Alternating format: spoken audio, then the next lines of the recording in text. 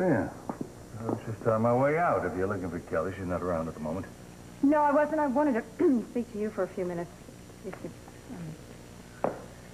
thank you. Well, actually, it is about Kelly. Well, it has to do with the wedding. Belle Sedgwick, you know Belle Sedgwick. She writes the society column, has been after me for a long time now to give her an interview, and I've kept putting it off, and now since the wedding is just around the corner, I finally couldn't put her off any longer, and I said, all right, that she could interview the mother and the father of the bride. Well, the mother of the bride can do any damn thing she wants, which on more than one occasion she's done. The father of the bride, however, has no intention of going on record with anything, since the majority of his sentiments about this upcoming fiasco are unprintable.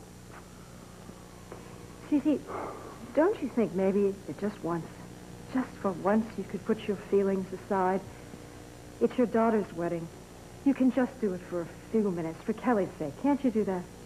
Put my feelings aside. That's a very good trick. How do I do that? You just be there for her for one day, and when the justice of the peace says who gives this bride away, and you say her mother and her father, we put up a good united front. It's just for a few hours. Simply pretend, is that it? When does this Sedgwick woman want the interview? She'll be here in a few minutes. Well, I'm sorry, I won't be. Look, you know how I feel about the press in general and about this particular Viper woman in particular, so you'll just have to go the whole thing alone. What am I going to tell Belle? Please, Cece. No, damn it, I will not. Now, you can tell all of Belle's readers, you can smile for the camera, you can tell Belle's readers everything is wonderful, everyone's going to have a wonderful time, except I don't want to be a part of it, that's all. What am I going to tell her when she gets here? I mean, for the record, you can tell her that, let's see, out of experience, personal experience, I think that marriage is a fine institution, and that anyone that partakes belongs in one. My apologies to Groucho.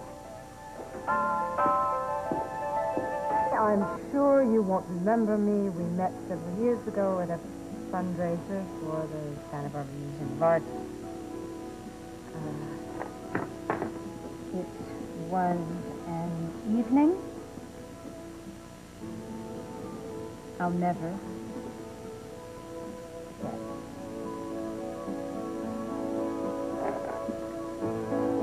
Oh, perfect. I was counting on Cece livening things up a bit. He's so funny about the press, you can never tell when he's joking. Between you and me, darling, I don't know how you let that one get away. You're not married yourself, are you, Belle? Me married? What an idea. No, darling. In my opinion, men are good for two things. The other one is hailing taxis. Let's talk about the color scheme.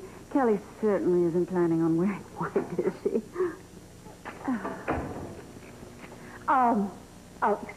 Excuse me, Belle. You wait right here. I'll be right back. Don't you have servants to answer the door? Hi. Don't get angry with me, but Belle is here. She's here right now. She came late. She is the last person I want to see now. I understand that, so why don't you just leave? Go outside. Just... Why do I have to leave? Make her leave. I'll hail her a taxi. Hold it. Now, just one more. Wonderful. Oh, Cece, you made it, you naughty man. Now, I want you to tell me absolutely everything and don't leave anything out. You know my motto. If you can't say anything... Could I have the two of you just a little closer together? Move over, darling. Come along. Oh, that is wonderful. Now, don't move. Oh. I mean, it's no secret that you must have mixed feelings about having Robert Barr as a son-in-law. I mean, you were the target of his not-so-friendly takeover not too long ago. The particular situation has been resolved, Belle. But there must be some residual fallout. I mean, the very idea of your daughter being married to one of your chief business competitors. Belle, dear, we try not to mix our family matters with our business. And Kelly and Robert are very much in love, and we're both delighted for them. Aren't we, dear? Yes, it's all I've ever wanted was happiness for my children. That's right. How touching. Such family feelings are such a rare quality these days. You know, I cover so many weddings, and a few years pass, and even a few months, and I find myself covering the divorces. What about you two? I would love to be able to leak a story about you considering another march down the aisle. Or maybe a double wedding with Kelly and Robert, huh? Okay, I think that's it. That's it. It's time. It's what it is. It's the time that I was supposed to watch for CC because he has a very important phone call to make. Belle, darling, but I have you are one or an two more angel to questions. come and take your time and put us in your wonderful newspaper. And if you have more questions, I will call you tomorrow and answer all the questions you need. All right, darling. CC, you were just lovely as always. I'll see you at the wedding. Bye. But you're gone already. I want to apologize again about Belle. I didn't mean for her to be here. She was late. You told me that already. Okay, I just wanted you to know it's not intentional. We all know how the road to hell is paved. Is there anything else?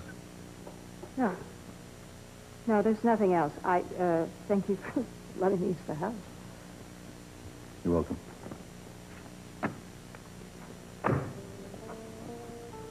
Bye. Goodbye.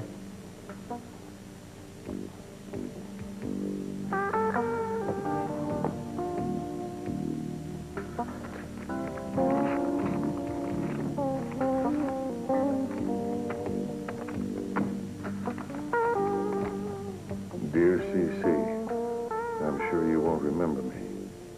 We met several years ago at a fundraiser for the Santa Barbara Museum of Art. It was an evening I'll never forget. You made quite an impression on me, and since then I've followed your life whenever I could, reading about you in newspapers and magazines. If anything, that first impression has been heightened and intensified. And lately I find myself reliving all our too brief encounter often. But not being one content to live in the past, I also sometimes wonder what possibilities the future might hold. I wonder if you do too. Allison Sims.